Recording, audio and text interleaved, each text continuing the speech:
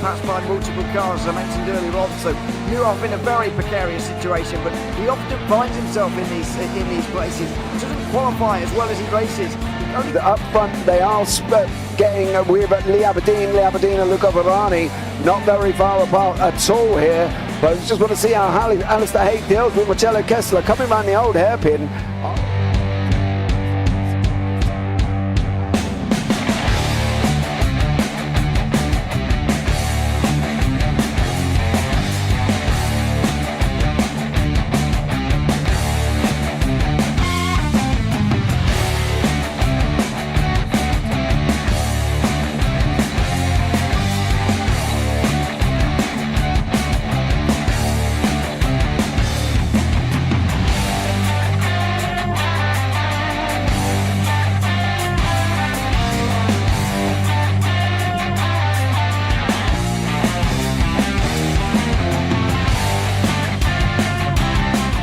Say it's not the best decision they've ever made, just not having done that under the safety car, really. Yeah, they're taking their pit stop strategies from Ferrari lately or something. What's going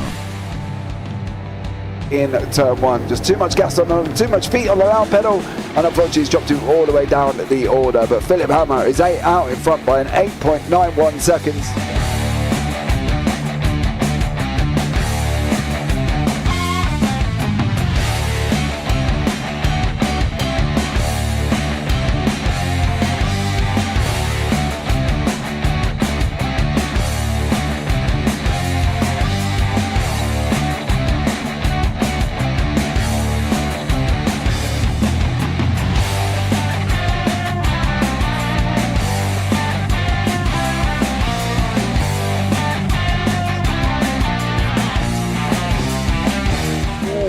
Dan Michael is a wall there, sir. And definitely doesn't want to be hitting that earlier on as well. Difficult, the understeer is in the dirty air through that final corner because it's such a long corner and you get dragged off into the grass very easily. He'll have the slipstream down in towards the chicane. Peterson was briefly alongside, but that slipstream has saved him and kept him in third. Yeah, Varani now lost a little bit of time to Aberdeen, about half a second. Peterson is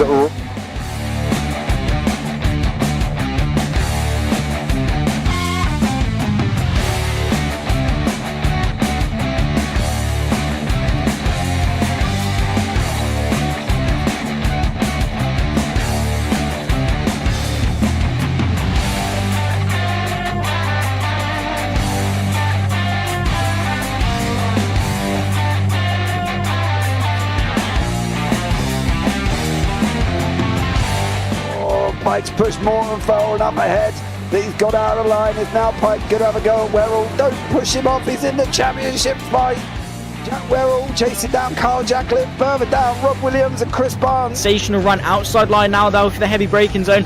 Around the outside goes the Audi R8. Look how much Miller's caught back into play. Exactly. Miller's still such up. He's left on second and change. All of a sudden Miller's back in play.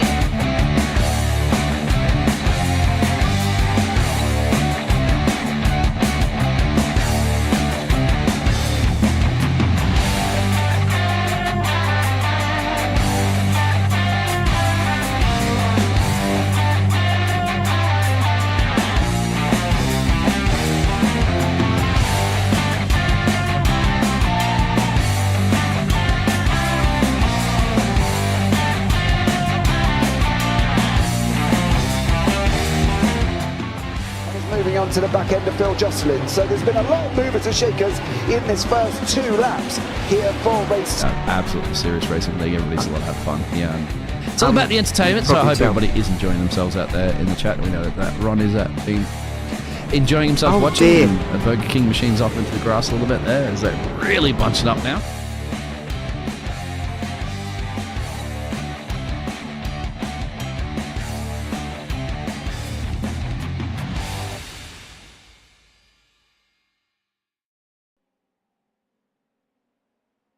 Good evening, ladies and gentlemen, and welcome back to Thursday nights. It's the Radical Race Series SR10 Championship live from Oulton Park. We do not have the chicanes, so there is no Britons and no Hislops. It'll be a straight run from Shell Oils over Hilltop down into Knickerbrook, and then it'll be straight up into the Clay Hill. I am James Parfitt. I'll be joined in the booth by Alex Goldschmidt here this morning. I'm going back in time.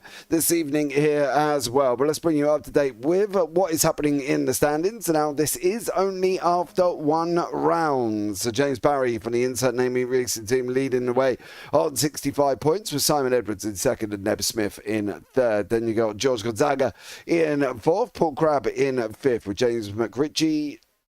There we go.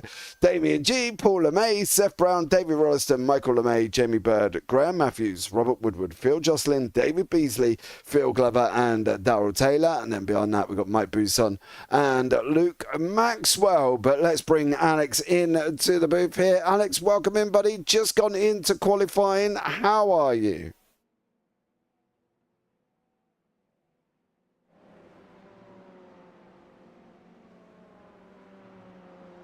Some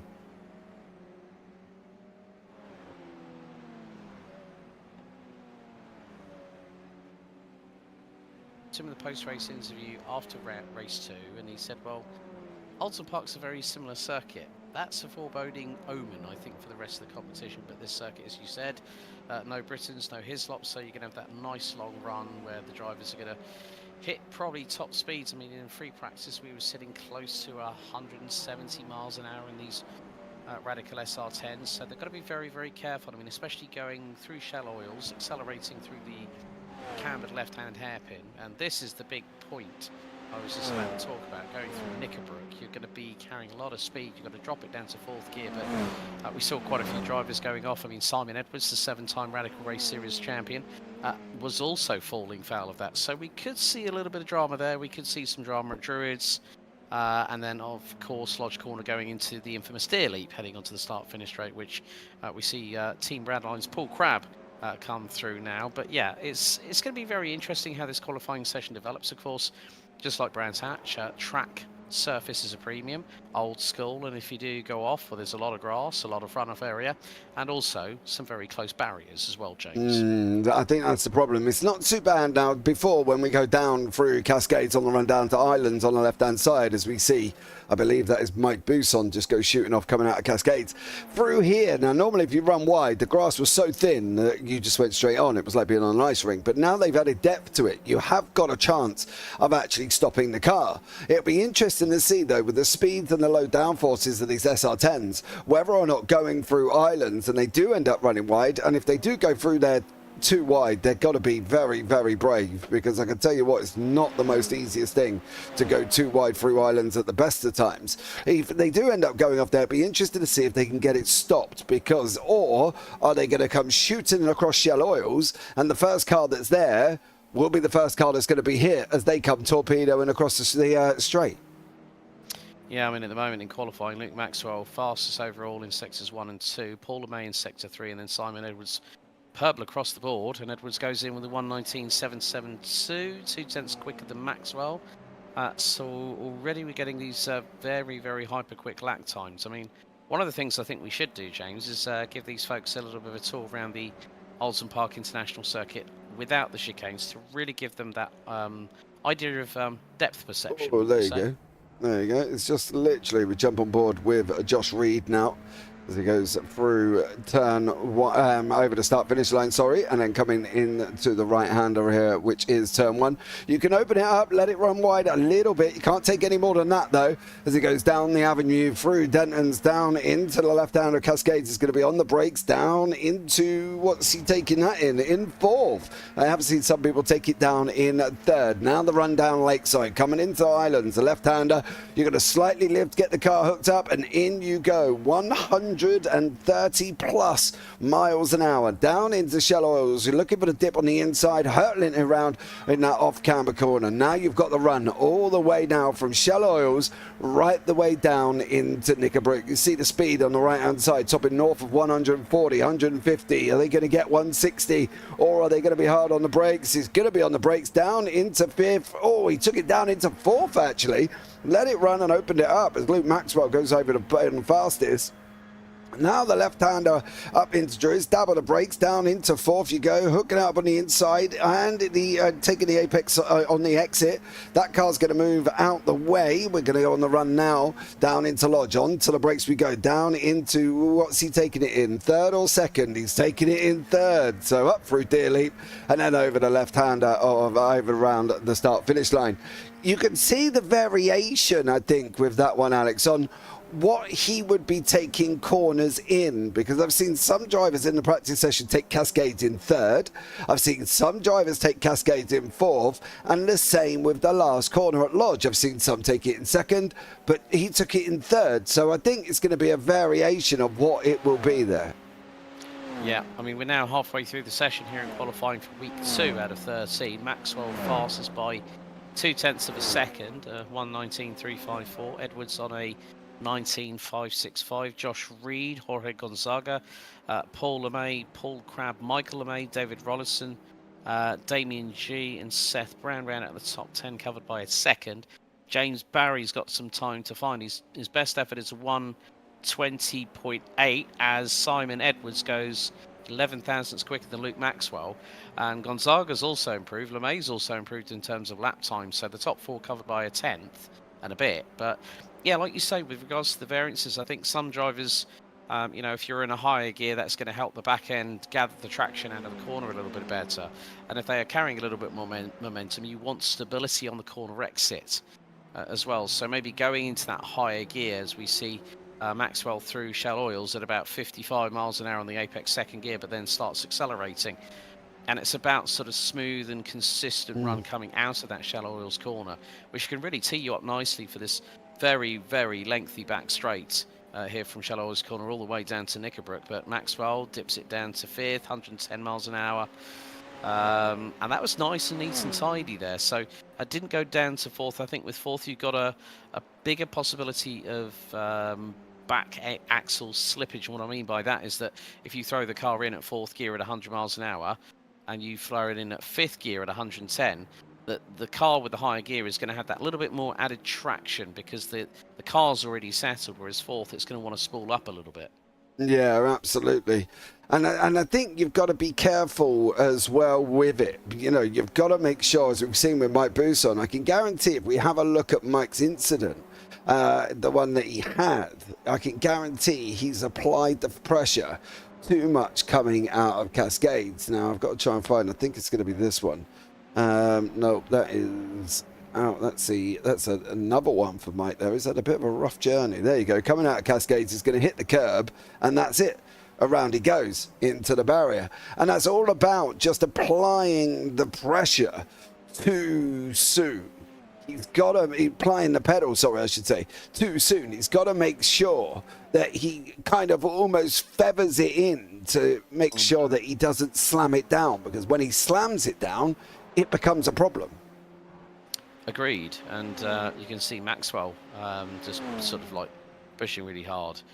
And again, it's just that fine line between getting onto the limit of adhesion and going slightly over it. And especially around a circuit like here in Oulton Park, we've got significant elevation changes. And as we say, that Mike Bousson jumps up to 9th on a 1:20.014. James Barry has managed to get himself up into 3rd position on a 1:19.377. We've got Maxwell's just gone. Stole it.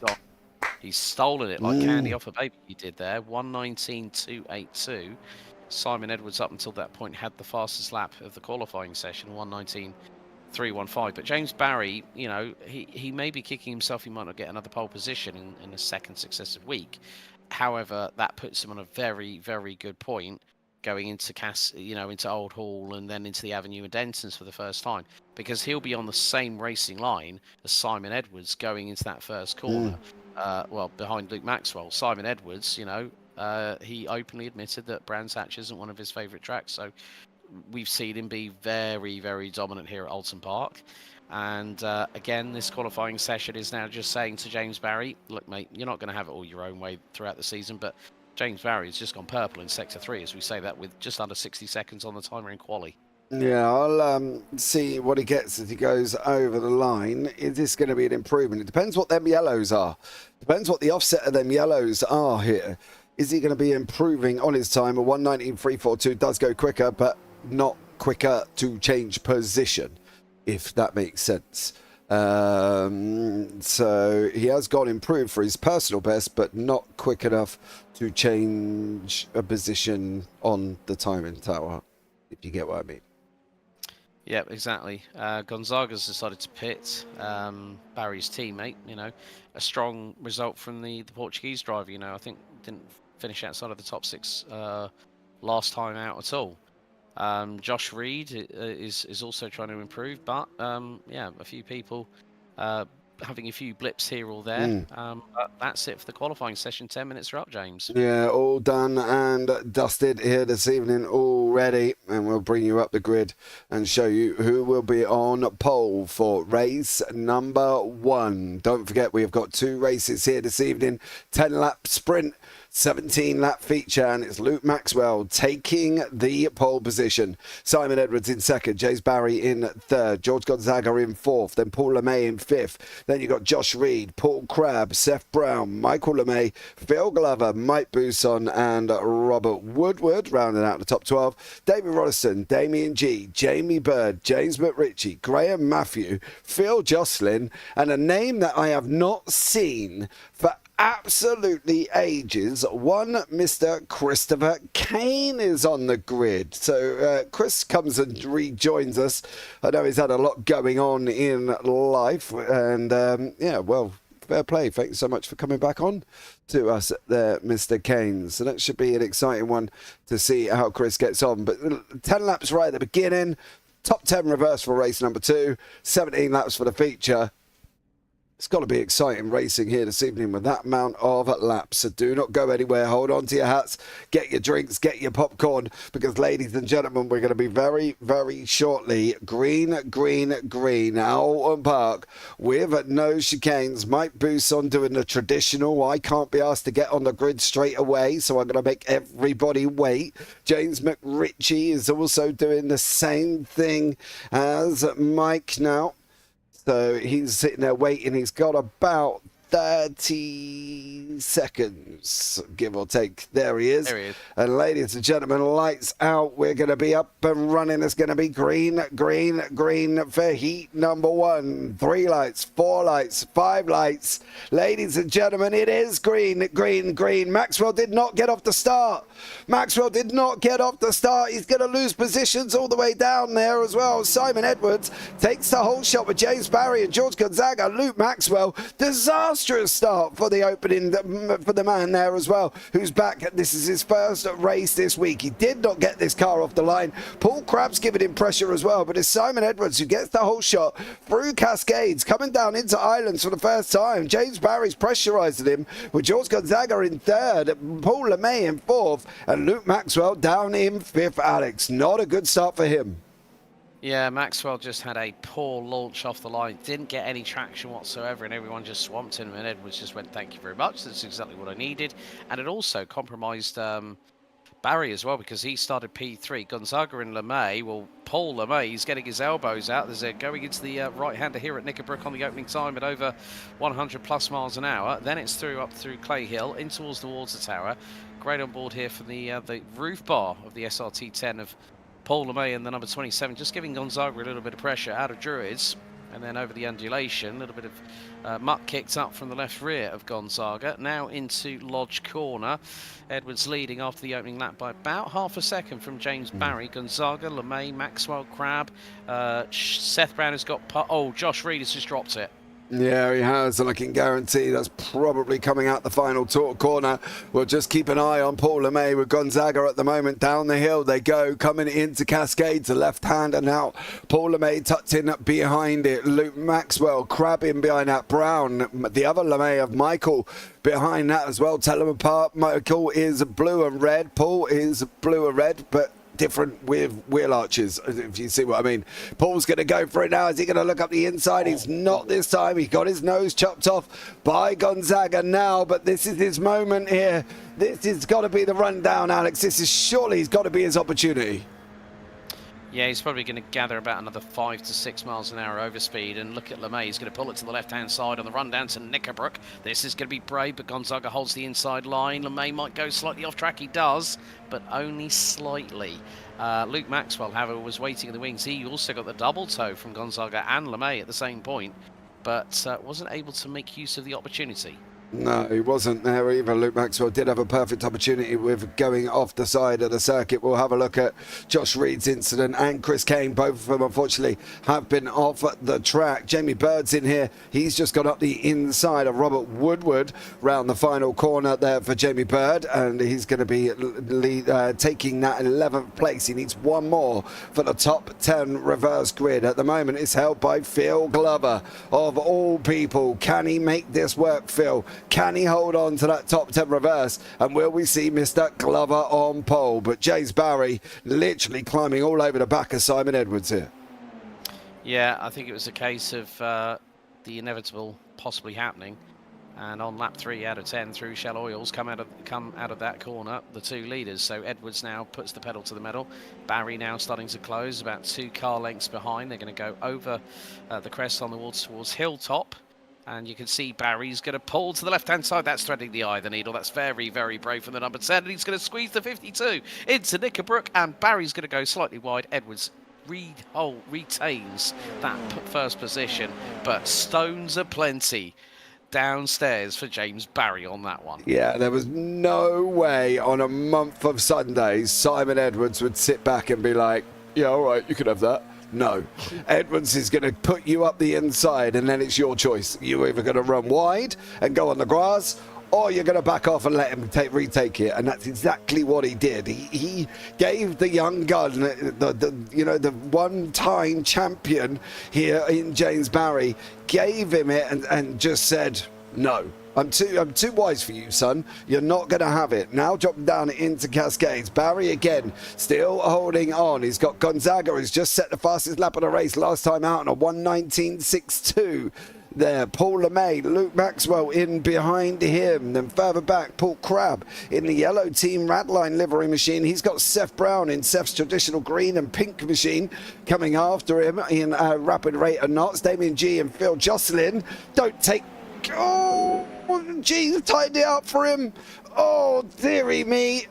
Round Shell Oils they go, still side by side. Coming out the exit of Shell Oils, Damien G, Phil Jocelyn take a bow. They made Islands work side by side there, Alex, and they could have quite easily, one of them been off on the grass. Yeah, but the thing is, it's going to be buttock clenching time going down here into the right-hander here at Knickerbrook. They're going to be wheel-to-wheel. G to the outside. Is he going to pin it? No, he's not. He decided, you know what? Discretion is a better part of Allah!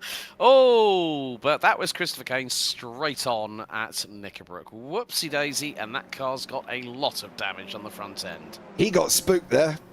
He got spooked by Josh Reed being in the inside for Chris, and it could be the fact as well, time away from the car. He hasn't been in the car for absolutely ages, so it could be time away from the car there as well. It looks like Phil Glover, has he... he's dropped it. Oh, Phil, what did you do? Oh, no, Phil. Yeah. That's an easy oversight to make, and he did have Jamie Bird closing in on him. But meantime, the battle at the front end of the field. I love this onboard here that we got with James Barry chasing down Simon Edwards, the one-time champion versus the 7-time champion. Don't forget last season, folks, it came down to the last race of the season, but Barry again is looking to the outside. He's going to try and brave it at over 100 miles an hour. Well, James, as much as I love you trying, I'll give you 9.9 for trying it. But I think the thing is, what he's got to try and do is get in the slipstream and see if there's a possibility that if he can fake it so Edwards goes left and he goes right, that might be his better opportunity. You can throw it as many times around the outside at Knickerbrook, but you just aren't going to make it. You're going to be the long way round. You've got more distance to cover. You've got more risk of running on the grass and hitting the barriers. Yeah, it's just rinse and repeat, isn't it, for James Barry? Mm-hmm.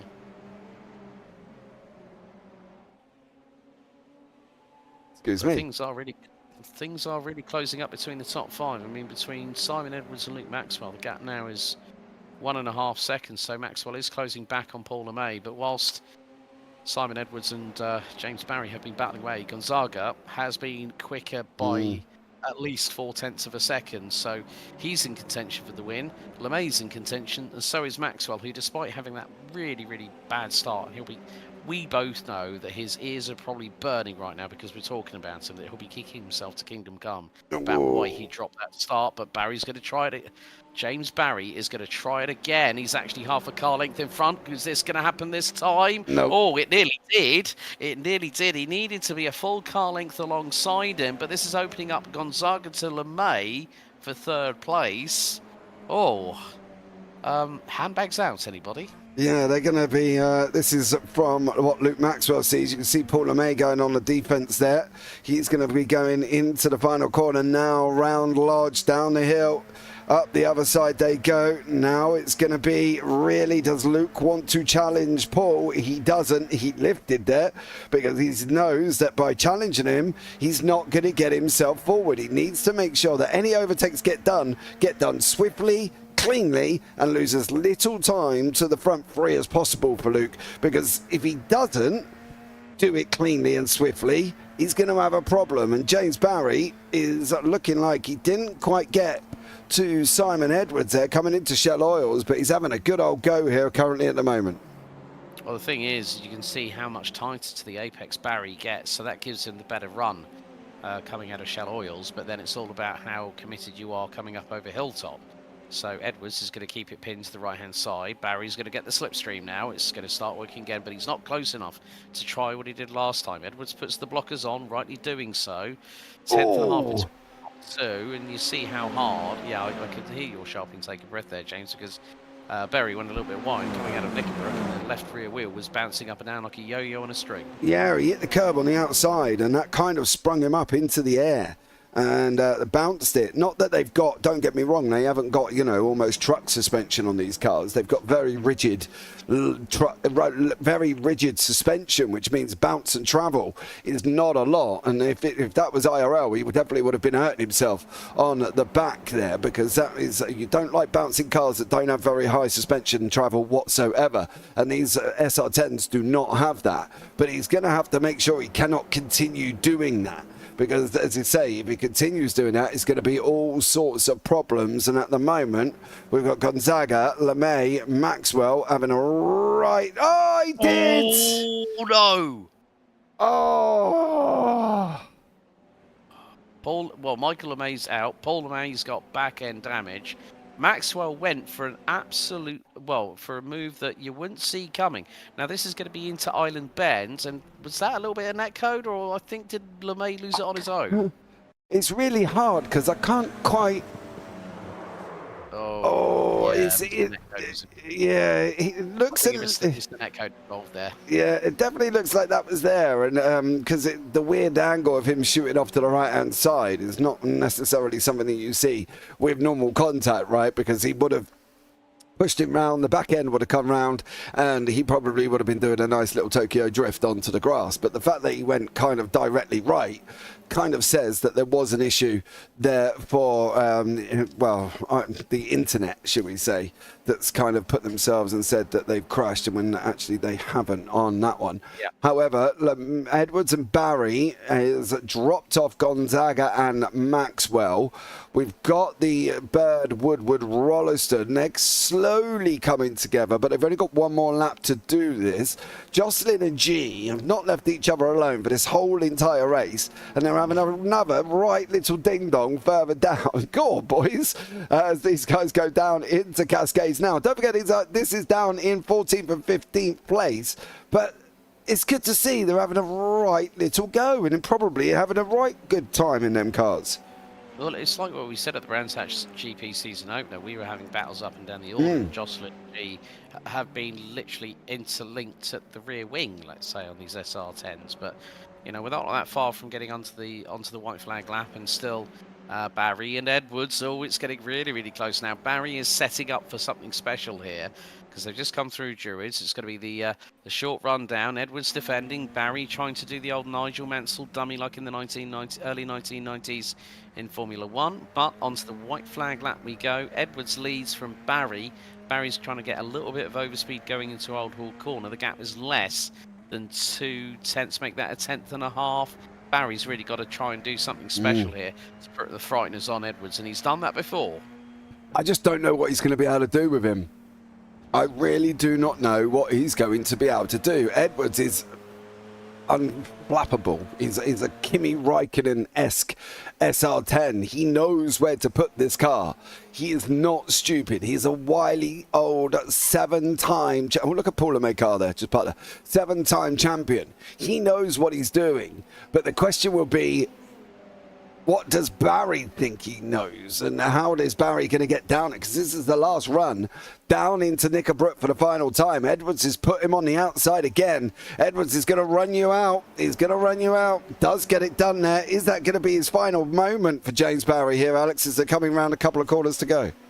No, I don't think so. Barry's just giving it all and everything, trying to go through to Durance for the final time. Then it's the short run up to Lodge Corner. They've got to watch out for this undulation bit here, and Barry's just swarming all over the back. He kicks up the dust with the left rear wheel, but it's going to be the run through into Lodge Corner and Dearly. Well, Barry, it was close, but no cigar. Edwards is going to take it. Simon Edwards is going to wrap up the win for race number 1. Over the line he does. Gonzaga holds on from Maxwell. What about Buisson and Rolliston? It looks like Buisson's had a little bit of an issue in that race as well, and unfortunately dropped it and went off the side of the circuit. David Rolliston in there. Phil Glover. Rollo's going to be on pole position for race number 2. What about Damien G and Phil Jocelyn? Well, it was Damien G that come out on top. I wonder if I can catch a quick of what happened to Buisson. Oh, dearie me. I can tell you this. He's got on the throttle far too early. That back end's coming round. There you go. Yeah, Tokyo Drift there. Yeah, it was. And that was the thing. They're easily done, but they're obviously of what's going to happen. You know, I've been here so many times with so many different car classes. You can clearly see what is actually going to happen as they start even remotely getting that car into position. But here are the results from race number 1. Simon Edwards in first, James Barry in second, and George Gonzaga in third. Double podium for the Insert Name E-Racing team, though. Luke Maxwell 4th, Paul Crabb in 5th, and Seth Brown and Jamie Bird with Robert Woodward and Mike Buisson. Rollo's going to be in 10th place. One, Mr. David Rolliston, just pipped Phil Glover. Josh Reed, James McRitchie, Damien G, Phil Jocelyn, Graham Matthews, Christopher Kane, and Paul LeMay. Of course, we saw what happened to Paul LeMay. Internet aplenty, I think, would be a simple word on that. Methodus Maximus. Yes, I think, you know, look, it's one of them things, isn't it? We can't do a lot about it on that one, but we are at least giving it a good old go. We've got a brief little warm-up now as well. We'll be just well, it's not even 5 minutes, I don't think. It's like a couple of minutes long here, and we've got 1 minute on the clock. So looking forward to seeing how these guys get on for this next race. 17 laps here. Oulton Park, no chicanes, top 10 reverse. David Rolliston on pole. Yeah, I think it's like we had with Brands Hatch Grand Prix. It's about who makes the best of the situation. And we did see at Brands Hatch 1 week ago, James, didn't we? That reverse grids in some way, shape or form, doesn't matter whether it's top 10, doesn't matter whether it's top 15. It's always going to provide some drama and some suspense throughout those 17 laps. Oh, yeah, absolutely. And, you know, we were always going to be... It's interesting, isn't it? Because you kind of have a rough idea of what you're going to expect and what you're going to watch in a minute. But anything can happen. So literally, it's kind of like, I can tell you what's going to happen. It's going to be great racing, but also could be chaotic and carnage in the middle. So who knows on that one. But let's bring you up that grid for race number 2 here. And let's see if we can get it up and running and ready to go. As we're just waiting for the changeover. Barney's back. There we go. Barney is back. Yeah, he had a time off, didn't he? But yeah, he did when I jumped in after the bat phone was called for the UK sim races Mazda MX-5s at Snetterton, if you remember, and it was wet for race 4, and Barney had decided to take shelter. Yeah, he did. He decided to have a go away, did Barney, for the night. David Rollison on pole, Mike Boonson second, Robert Woodward third, Jamie Bird fourth, then Seth Brown, Paul Crabb, Luke Maxwell, Gonzaga, James Barry and Simon Edwards, your top 10. Then you've got Phil Glover and Josh Reed with James McRitchie, Damien G, Phil Jocelyn, Graham Matthews, Christopher Kane, Paul LeMay and Michael LeMay. I've read that rather quickly due to the fact that these boys are already sat on the grid waiting to go here. So let's see. Again, twice in a row, naughty. There he is. He's just jumped on. Right, here we go, ladies and gentlemen, the feature race here. We've got 17 laps of action, 5 lights. Is Rollo going to be able to get this off the grid? He did. Buson's got it as well. Who's going to have the inside run? It's going to be Mike Buson for the first time here through the right-hander. Now dropping down the hill through Denton's and into the Cascades we go for the first time. Mike Buson takes the whole shot. Rollo's still got second, Bird in third. Then we've got Crabb, Brown, Gonzaga and Barry still fighting out with Luke Maxwell and Simon Edwards up 1. Josh Reed up 2. Rick Ritchie up 2. Damien G up 2. Looks like Robert Woodward has got a problem. He's dropped down the order and unfortunately looks like he's out, but it's Mike Buson taking the whole shot here, Alex, for the first time around Shell Oils. It was an even start between Buson and Rolliston, to be completely honest with you, but you know, Jamie Bird just getting the jump on Gonzaga, Crabb et al. Barry's already up 3 spots from 9th and he's currently 6th. Edwards now up to P8. Seth Brown at one point was being mugged by the insert team name here posse. You know, one was in front of him, one was alongside him. But yeah, Buson already has made a good start. He's got a lead of about 5.5 tenths of a second as Bird is closing in on Rolliston for that second place. They're now making their way down towards Lodge Corner. The opening lap out of number 17. So Buson in the early stages of the race, obviously we saw what happened to him. I think he's probably been thinking once bitten, twice shy. I'm going to make sure that I don't muck up Lodge Corner again. But in the meantime, Barry and Gonzaga were side by side coming across the line. Yeah, could you see Barry is the lead, one of the two. Gonzaga's in the background. There's a big puff of smoke in the back. I think it was for Phil. Jocelyn may have had a problem. Glover is in pit road. Why is Phil Glover in pit road? I cannot tell you. Rob Woodward is in there. Looks like Michael LeMay's just taking a little divert off the side of the circuit, spat up some dust as well, because there he is at the same time. Paul LeMay has moved himself up into 14th and closing in on Phil Jocelyn. Gonzaga's got Brown, Edwards, Maxwell, Reed and McRitchie in and around him. So you can see Simon Edwards tucked up behind Seth Brown. How brave is Seth Brown going to be? Is it going to be a, Oh no, Maxwell into the back of Brown. Not the place you wanted to see it. But do you know why that was? Because Brown had Edwards round his outside and then Maxwell has run unsighted as a direct correlation. Now, just keep your eyes on this. Edwards goes, right, Seth, I'm going round the outside. He lifts off and Brown was already losing the back end, but Maxwell just added to that assistance. Yeah, watch the left rear. It bounces there. He hits the curb on the inside of Hislops that unsettles the car, and he bounces the car. The problem is, once he bounces the car, well, it's like anything, Alex, right? If my 2 feet ain't on the floor, I ain't going to be able to stand up anymore. If they don't put 4 tyres on the tarmac, their car ain't going to be holding grip and going in the right direction. So I think for Seth Brown, he just took the Hislops a little bit too, Knickerbrook, sorry, a little bit too tight, hit the curb, bounced the car, job's a good one. Barry, however, has now got a mission on his hand because he's got Bird and Crabb. Neither of these are easy to overtake from Barry. Jamie Bird's had a very up and down mixed season last season. He'd have a great sprint, a shocking feature, a great sprint. There was never any more consistency in there as Paul Crabb is just about to go and run around the outside of Rollo. He did there. Bird cannot afford to have Rolliston do that to him because he needs to cover off this man, Barry. Rollo's getting swamped at the moment. He doesn't really know where to go into Druids. Bird's going to run him around the outside. He's not. Rollo's going to open him up. Oh, he opened up the steering. Now Bird's got to come over. You've got to come over and cover up that inside. Barry's not going to need a second invitation, mate. I can tell you that much. And I can tell you what, that was all in and around what was going on with Rollo in the car caused all the other chaos that went on behind him.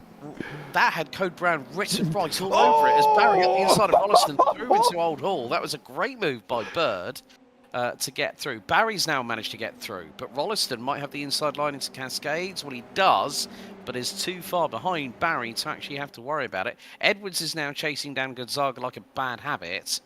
There's a little puff of smoke there from Paul Crabb going through into Island Bend. But yeah, like you said, it was like it was like the scramble. All lock up there from Bird. That compromises Barry coming out of Shell Oils. And Rolliston's got Gonzaga close on his case.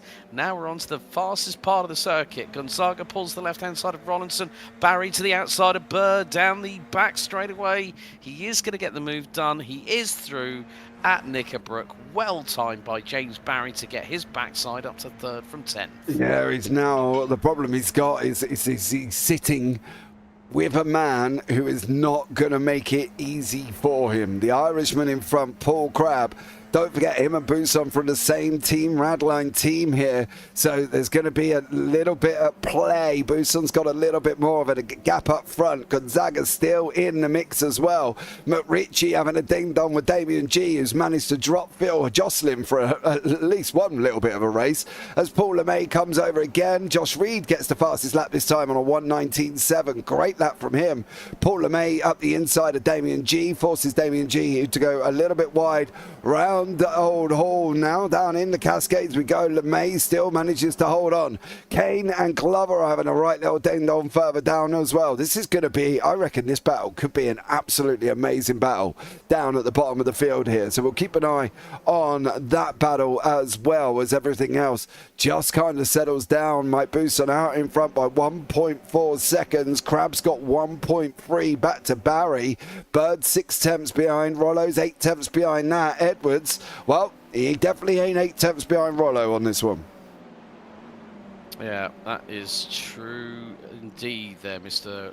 Parfitt, because Edwards again is just trying to see if he can keep pace with Barry, if he can get past him. But obviously, James Barry now is about 1.2 seconds behind Paul Crabb. So Paul Crabb will know by the delta on his HUD that Barry is chasing him down. Last lap time around, well, Barry was slightly slower by 2 100ths, but because there's a little bit of clear air, that's going to allow Barry, as he just puts in a 19.656, so takes nearly 4 tenths as all. That's Rolliston.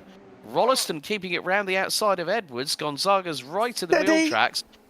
What a defence from David Rolliston from the 7-time champion. Simon Edwards is not having a good run here in race 2. He's trying everything in the playbook. He's going to try and fire it up the inside through Island Bend. This could be nip and tuck. Oh, Rolliston drifts a little bit wide. Good over the door for Gonzaga, but not quite. Maxwell dives up the inside of Gonzaga in the meantime.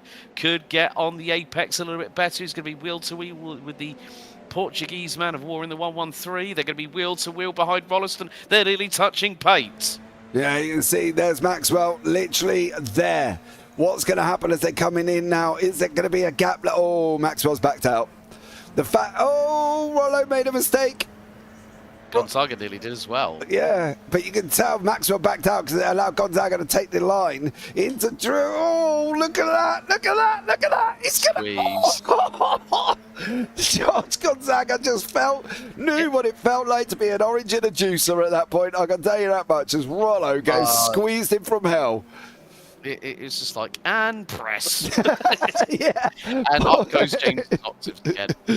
Oh, dearie me. You gotta love it when it's like that, though, because Rollo is not rolling over, right? He's doing what he needs to do. He's in there having a right little battle, getting his elbows out where he needs to, defending where he needs to. Luke Maxwell's lost a place to Josh Reed behind us while all of that was going on with Rollo and Gonzaga. So, great little bit of action there. Crabb has got Barry. Now, this is going to be interesting because I'll be really interested to see what Crabb does now. He's either going to defend like crazy or accept the fact that Barry's going to be quicker. I have never seen an Irishman roll over and get his belly tickled here. So I'll be interested to see, is Crabb going to be brave? Is he going to be big and brave? He is going to be big and brave. Crabb.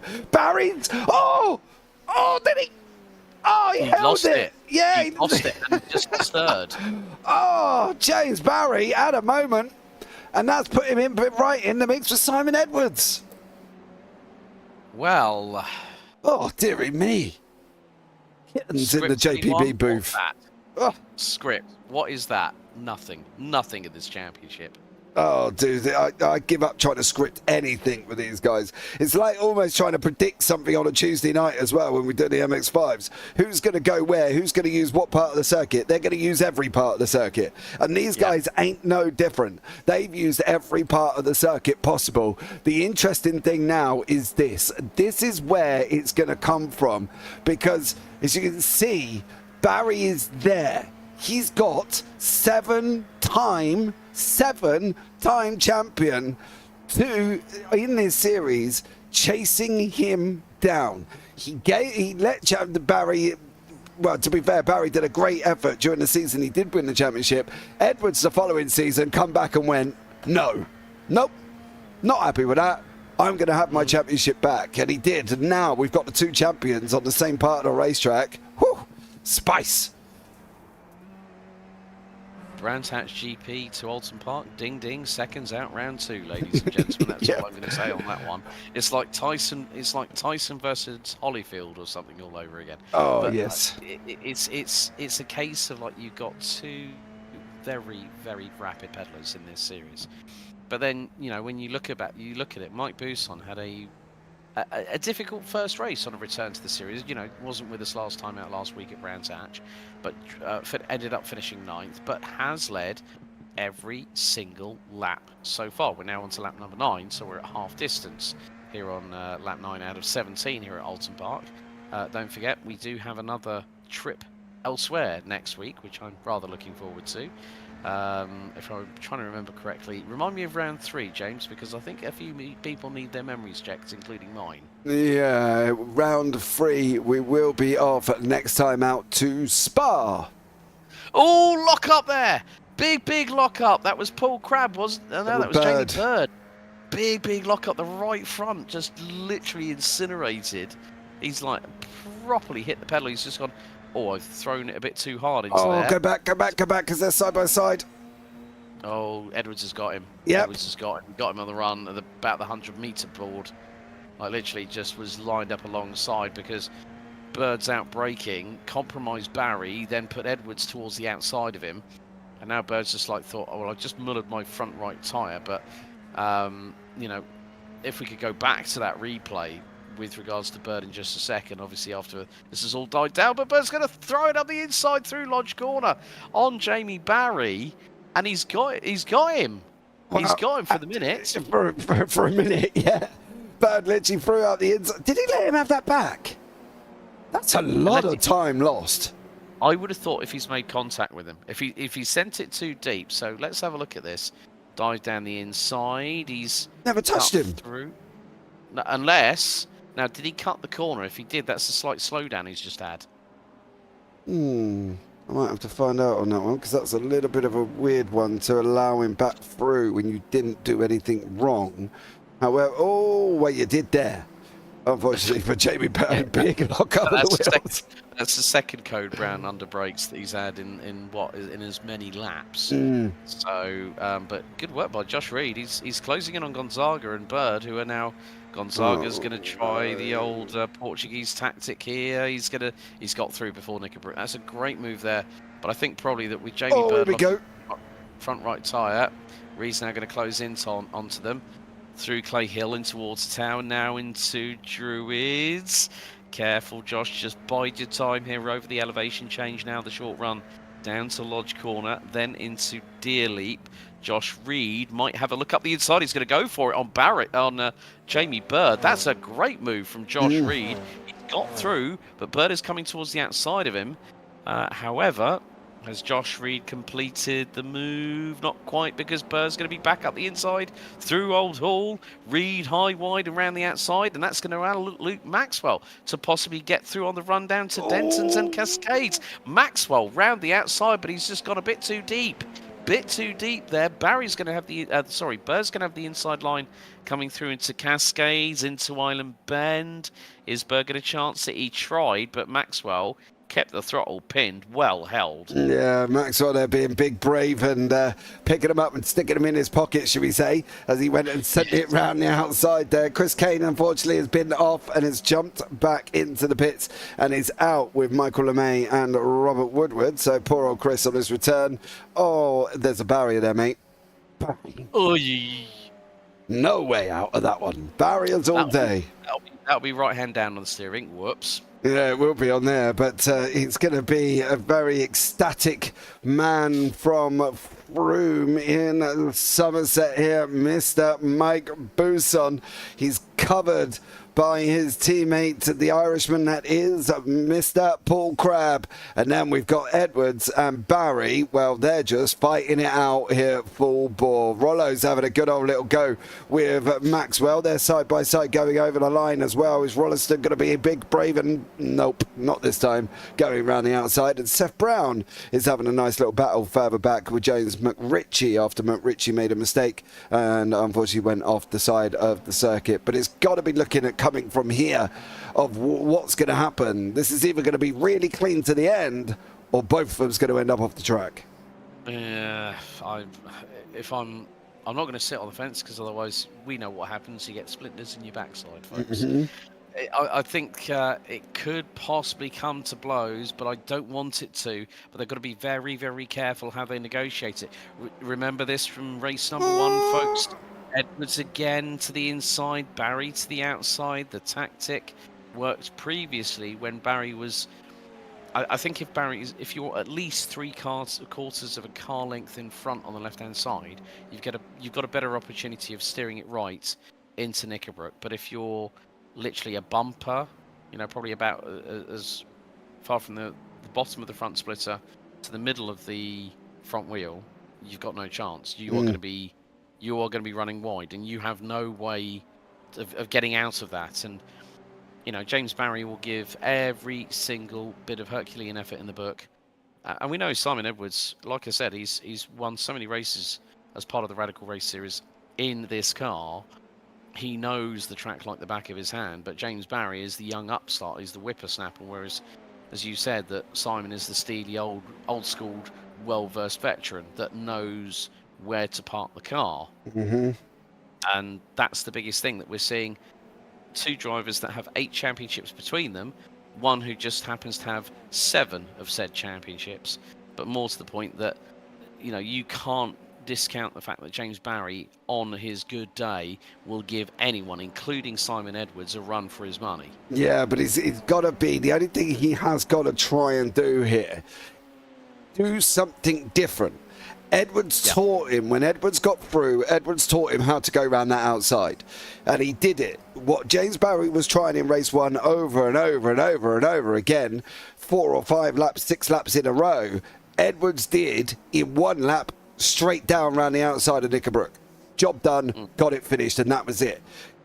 So Barry should really sit back and learn what Edwards has done to him and try and do the same thing. Now, I suppose it will be, does Barry have the steelings to go and do that to Simon Edwards around Knickerbrook? Edwards, we know, will be there all day. He's big, brave and fearless. You know what I mean? So it's whether or not Barry's got the steelies to do the same thing to Edwards that Edwards did to him. Yeah, I think the biggest key that you have to look about here, folks, is really the exit out of Shell Oils. How you really carry that momentum through. And just by looking at it, Edwards was a little bit tighter to the apex in comparison with Barry. And Barry was just trying to keep away from the apex curbing. So you're now seeing that, Jamie Barry has gone to the inside this time. That's what I said he should have done in race number 1, but Edwards just schooled him there. Yeah, Edwards schooled him again. He's just educating him, isn't he?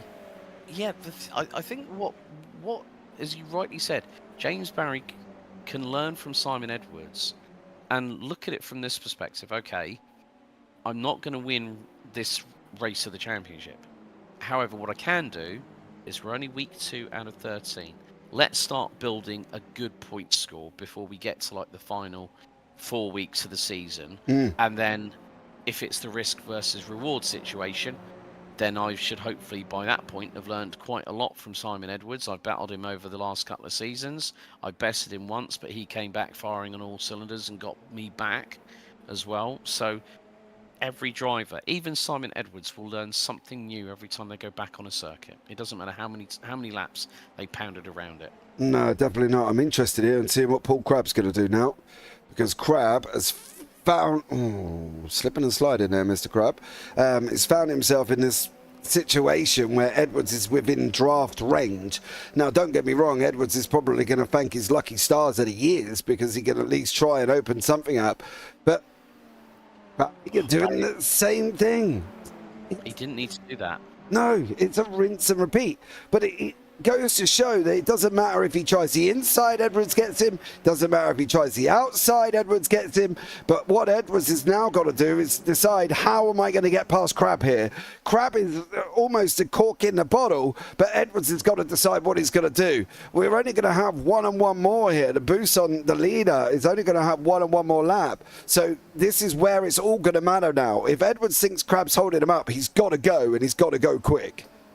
Yeah, he's got to try and get that done. I would probably think coming out of Cascades. It just depends on how Paul Crabb negotiates Old Hall, and you saw that Crabb was all over the shop. So this is now the sign to Edwards and to Barry, not just the man in third place, but the man in fourth as well. They've got to get past the Irishman, but it's going to be very, very tight to try and chance that through into Island Bend. Neither of them take the opportunity. Oh, that was a little bit of an opportunity for a dive from Barry up the inside of Edwards through Shell Oils, but it's about the run now. It's about how you get out of that corner and put that power down. If Crabb's tyres are falling off a cliff, that's going to provide Edwards with the opportunity he needs. He's very, very close to him. And look, down the straightaway, that's over 150 miles an hour. Edwards is through on Crabb. Barry hasn't made it past the Irishman. That's exactly what Edwards needed to do. Put a car between himself and Barry, and all of a sudden it becomes Paul Crabb. Oh. Clean up on aisle 3 for the May. How did you end up there? Oh, side by side. Yeah. Yeah, was there though? Was there contact? I don't think, possibly not. Possibly not, because we're going to see. Oh, I needed to see for James Barry. Yeah. J Bird. It's a tough one, really. I'm not quite sure where that was, but Crabb has got this man climbing right on behind, yeah, right in behind him at the moment, and there is Barry. Crabb's gonna defend him, isn't he? He's not gonna make it easy for him. No, parks it in the middle of the circuit, no way through for Barry this time, but it's now what he's gonna do here, and whether or not Crabb's going to use Edwards as much as possible on the final lap. Is the Irishman going to be able to get it? Simon Edwards, as you can see, he's given that draft to Crabb. It's going to be the run to Paul. You've got to be big and brave. The Irishman, is he going to stop the car? Stop. Oh, he did get it. Oh my God, blimey. He did manage to stop it, but it's opened up the inside for Barry into Druid. Oh, Barry's got through. Crabb's going to... They're going to run. They've made contact. Barry's round, and he's clattered into the Gonzaga's there. Gonzaga's gone right into the back of Paul Crabb and lost the front cowling. Yeah, Buson in the meantime, though, has avoided all the chaos. He's come over in race 2. He's taken the victory. Paul Buson now in the winner's spot. I don't know how Barry got third out of that much. We'll have to have a look back and see. But Barry, Reed, Crabb, Rollo, Gonzaga with Maxwell beside him comes over the line. Seth Brown is having a right little bit of a ding-dong here with Phil Jocelyn as he comes over the line as well. Wow. All I'm going to say about that incident, it was going to come to blows. It was like literally, you know, the thing was, what happened was that Barry and Crabb came together. Gonzaga. Now, let's have a look at this replay. So this is coming down into Knickerbrook. So you've got Barry to the outside of Crabb. Crabb has a little bit of a moment. It opens up the opportunity for Barry. Now coming up through Clay Hill, Barry's round the outside. This is going to give them the inside run for Druids. Now, Crab decides to go around the outside, throw the Hail Mary, got a bit of a touch. Back round he goes. Watch for Gonzaga straight into the back, and that has cost Gonzaga a potential podium because he's got front end damage as a direct result of those two coming together. Josh Reed, however, manages to get through because Gonzaga's got no steering. The front end is absolutely wrecked on that car. He managed to finish in 7th place, but Josh Reed, who started 12th, finished in 4th, but Gonzaga, bang, cowling comes off, front end is damaged, steering's all over the shop, and he still makes it across the line to finish P7. He didn't need, I'm going to do something I'm not here, which is very, very unprecedented, and I'm sorry, but I really want to have a look at something here, because he didn't need to give him that place. Where is it? Watch Barry. There's no contact there. I don't know if he was tightening up that. I don't know if there was room. I think we need to really look on the onboard from James Barry, because I think Paul might have steered slightly to the right, but I think it's more the onboard of James Barry that will give us the bigger picture, like actually from cockpit side. So here we are on board. So down the hill again, into Knickerbrook, 6th gear. So Crab makes the mistake, opens up the door. So this is where Barry goes, okay, right, accelerates up to 5th, through Clay Hill, in towards the tower. They're at 6th gear, 130 plus miles an hour. Now decelerating down to 5th, down to 4th. You can see that Barry coming through into Drews. There's Crab immediately to his left-hand side. So Barry has got the inside line. He lost it there. Touch. Did you see the little bounce? We go... So as he comes into corner entry, we've obviously got the curb on the inside of Druids, right? Yeah, you have. Yeah, so if you watch now, just there's the first lift of the car. Then there was a little bit of contact. Then Barry's kind of... the stewards are going to have to argue that one. I think me and you we're going to be here all day. No. I mean, looking at it from that perspective, the thing is that James was trying to steer left because obviously he knew the back end was stepping out because of the slight contact. And then Paul's dived to the right-hand side and Gonzaga's come in at full pace and blammo. But yeah, like you said, we're not race directors. We're just commentators. We're going to leave the race stewards to decide on that one. But James, take us through the results for the feature. Well done to Mike Bousson. Yeah, Mike, they're wrapping up the win. It's Simon Edwards in 2nd with Barry in 3rd. Then Josh Reed with an exceptional 4th. Well done for you, sir. Paul Grubb in 5th. Then David Rollison and George Gonzaga. Then Luke Maxwell, Damien G, Jamie Bird and Paul LeMay. Then we've got Phil Jocelyn, Seth Brown, James McRitchie and Phil Glover. Then Graham Matthews, Chris Kane and Michael LeMay bringing up the rear with Robert Woodward in behind that one as well. Before we get into the race winners, I'm going to have a chat with the man I didn't manage to get to talk to throughout this broadcast and through the warm-up is our very own Mr. Phil Glover. Phil, welcome in, bud. How you doing out there? Hello, James. Hello, Happy mate. Thursday. Thank you very much, mate. How are you? I'm all right, thanks. Yeah. Just a little bit warm tonight, actually. Yeah, how was the race out there for you? But yeah, it was okay. The first one I enjoyed. I think I finished 11th, didn't I? Yeah, just missed out. 11th on the grid for the second one. Unfortunately, I had the wrong button pressed.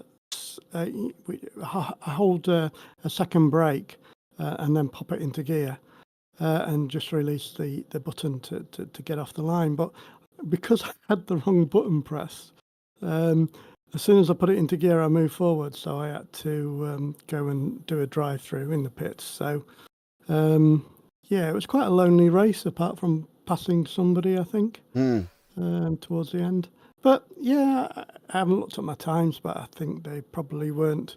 They were probably sort of mid-20s, so I think that's okay. 126 was your best one. Yeah, so... I don't know. I'm fairly happy with that. It's about second and a half off the top guys, isn't it? Yeah, give or take on that one. Well, Phil, thank you so much for joining us. We're heading off to Spa next week. Should be a fun one. Anyone you want to shout out before we let you go? All you guys and, of course, everybody else in the league and Simon. for helping me with setups as usual. Awesome stuff. Phil, thank you so much for joining us there, buddy, and look forward to seeing you next week. Yeah, it's been updated, hasn't it, Spa as well? Yeah, it should be the new one. It'll be interesting to see how it drives. Yeah. Awesome stuff, mate. Take care. Yep. See you later. Bye. And now we're going to get into our podium runners here, and we're starting off with the insert name E Racing gentleman. He takes second in race 1. He's taken third in race 2. Little bit of a ding-dong on the final lap of race 2. But let's bring him into the booth and have a chat with him anyway. It is Season 2's champion, Mr. James Barry. James, welcome in, bud. How are you? Yeah, fine, thanks. That was a very tense race. You think? Yeah, lots of risk taking, twice I almost died. Just crazy. Yeah, it definitely was out there. Very, very interesting. What's your view on the incident with Paul Crabb? We couldn't really pick it apart because there was a little bit of curb bouncing from yourself, there was a little bit of squeezing from Crabb, and you kind of just amalgamated it together, I think, as well. So do you have an opinion on that one? Well, I don't remember bouncing over the curb. I just stayed tight as I could, and Paul turned into me, and he said to me after, he said it was his fault. And then he started letting me through, which is obviously nice of him. And then that caught George up, which I feel really sorry for George because he worked really hard in that race as well. And he gets shafted at the end. So I'm stuck. Yeah, he come in like a banshee, that old George, didn't he? To be fair, he literally ran it in as hard as he could, and before we know it, everything went a little bit wrong for him. We're heading off to Spa next week, dear sir. What's your overall opinions of the Spa layout?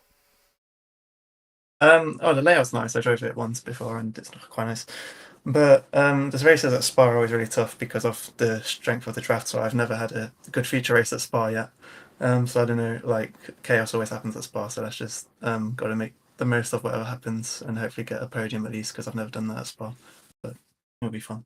Chaos always happens at Spa. That run down from Camel down into Lagoon does cause some problems. Exactly. So that should be a fun one. But James, thank you so much for joining us there, buddy. Anyone you want to shout out before we let you go? Just shout out everyone in the league. It was a super fun race. It was nice to see these big grids, so that's really good. Yeah, it is. I fully agree with you on that one as well. It's great to see. So looking forward to seeing more action there as well. James, I will see you Monday. All right, cool. Monday. See you there. Take care. And now we're going to bring into the booth the man himself, up 8 places, 7-time champion, of course, of the Radical Race Series, a defending champion this time out is our very own Mr. Simon Edwards here. Simon, welcome in, dear sir. Winner in race 1, second in race 2. Not a bad evening of racing, that? No, not a bad evening, like you say, and defending is the word, isn't it? I was having to get racy and defendy, if that's a word. It sounds good, mate. Go with that. Yeah, it's a good. You can tell I like this track probably because I went better than I did at Brands. So I probably only a 10th off the pace. I only had one proper practice, so I'm pretty happy, really. Yeah, I bet you are as well. Now, I want to sit back and go back, take your mind back in, if you remember that far back, into race 1. Barry was trying the outside line down into Knickerbrook time and time and time again. What I did find was quite interesting was the first time that you tried it in race 2, you made it work. Is it the battle of the wheels at that point? The battle of the Steelies almost. He didn't quite have the Steelies to run it round the outside like you did in race number 2. I think it's a bit of setup, to be honest with you. The way I set the car up was a little bit more pointy on turning.